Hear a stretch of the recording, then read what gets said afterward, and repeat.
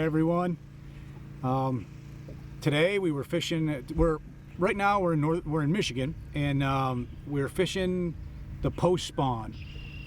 Bass are coming off beds. There's still a few bass on beds. There's still a couple bass garden fry, but for the most part, most of these fish are done. And for the last week or so, I've been really trying to figure out the pattern of how to catch these fish. If they had slid out into deep water, if they had followed the bluegills around the bluegill beds. And today we really kind of dialed it in. We're on a lake, and it has a lot of snot on it, a lot of snot in the pads and in the grass, and the frog bite was absolutely epic. These females are really starting to now group up. We caught multiple fish in multiple casts. Some of the females were a little more finicky to bite than the males. The males were very, very aggressive, especially the ones that were around their fry, garden fry. But the females, when you would find one, you could make repeated casts of that spot if she rolled on the bait, and if you picked at her long enough, she would bite. You could get her to commit. So this is actually mat or slop fishing, and when we're frog fishing in the slop, it's a little different than if I'm frog fishing open water or finesse frog fishing. That's a different style of frog fishing that we do in the north. But the slop fishing, it uses heavier tackle, obviously, heavier line, and a couple of fairly specialized frogs, or things that we do to the frogs that help us catch more fish on a frog. First frog that I want to talk about is the standard Spro frog in natural green. I like to tie the nose closed on this. This was a brand new frog at the beginning of the day. You can see the paint's pretty well wore off it. And I had a guy give me I had been using Power Pro for years. It's the line that I use Spider Wire, and I've used Power Pro for years.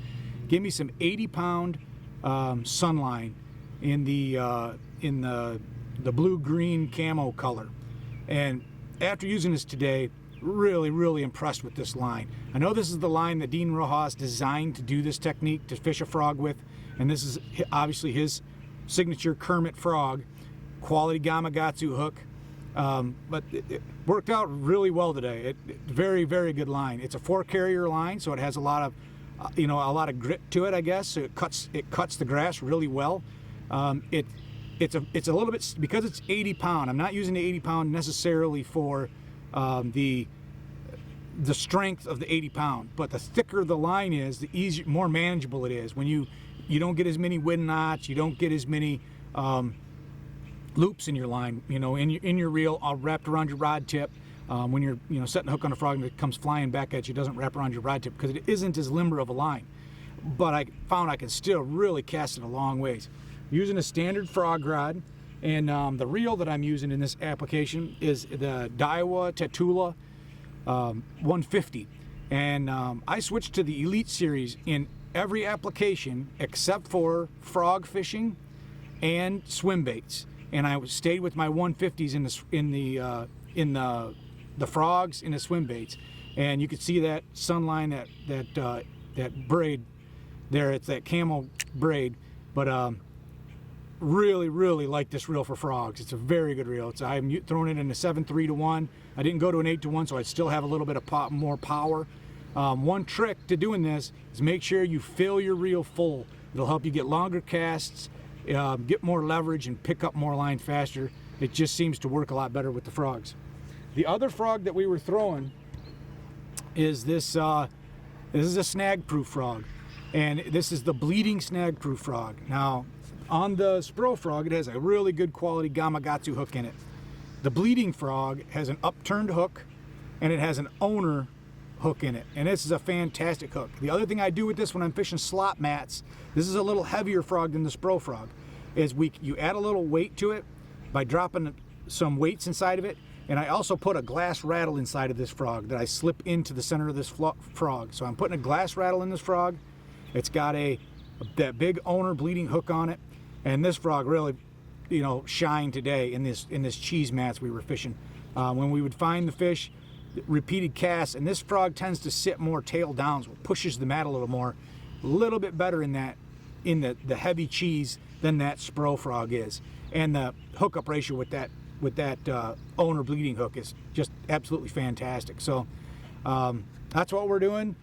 These fish were really concentrated on hard spots, places that the bluegills were spawning, and when we find one, we really slow down and pick that place apart and fish it really slowly. If we had a big fish roll on it, we would make sometimes 15, 20 casts on that spot before we got that big fish to roll. We really put some good ones for northern largemouth in the boat today. So this is what we were doing.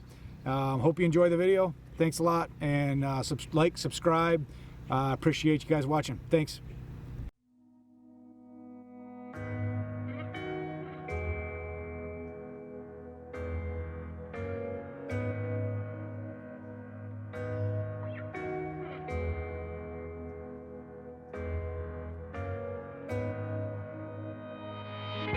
So this is how we end up, shades of blue and gray. I feel just like an empty bottle, my dreams are on delay. I just wanna climb on top of a hill and throw it all away, away. Take me far away before my mind spins off and I am all derailed, derailed. Just drive all the way to the rainbow's end. Just drive, and we'll never turn our backs again.